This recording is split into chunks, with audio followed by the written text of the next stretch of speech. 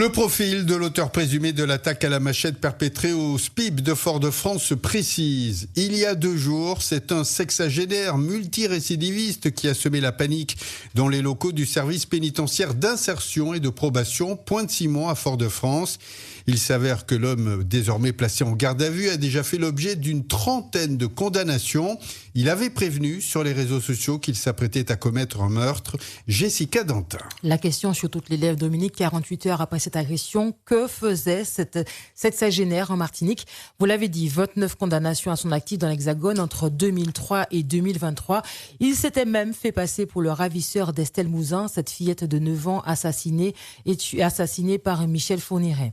Il a d'ailleurs écopé de 2 ans de prison pour ces faits. Le personnel du SPIP de Fort-de-France est encore choqué. Cela aurait pu être évité pour Patrick Louvounou, membre de l'Union départementale du syndicat Force ouvrière pénitentiaire. Il n'avait pas rendez-vous précisément au SPIP, mais il s'est rendu au SPIP pour pouvoir obtenir une audience par rapport à son dossier, parce qu'il s'en prend au magistrat, parce qu'il s'en prend à tous ceux qui mettent en application les modalités et les applications du magistrat. Pour nous, organisation professionnelle, une tentative d'assassinat organisée, préméditée. Nous sommes foncièrement aigris, fâchés contre notre administration. Et il n'est pas normal que malgré des alertes pour sacraliser cette structure, le service pénitentiaire d'insertion et de probation du milieu ouvert. C'est pas normal, ça doit pas continuer comme cela.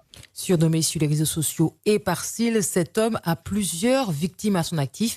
En dehors des violences physiques, il lui a également reproché du cyberharcèlement via les plateformes de contenu. Jérôme Vigliano fait partie de ces personnes qui ont obtenu condamnation, mais regrette qu'un œil plus attentif n'ait pas été porté à ce suspect. Il avait déjà alerté sur le danger même dans l'Hexagone, car il n'a jamais respecté les termes de son jugement. Écoutez la réaction de cette victime recueillie.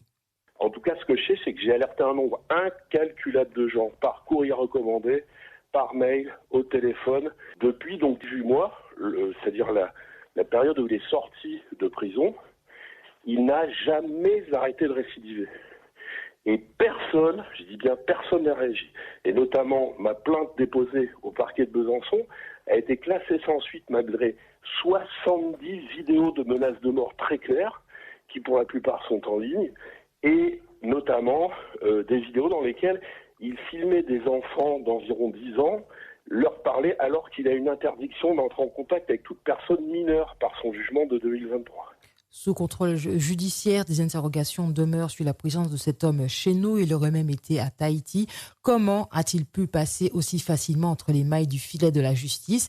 Il a d'ailleurs été déclaré psychotique et paranoïaque. En garde à vue, on devra en savoir plus d'ici la fin. Précision signée Jessica Dantin.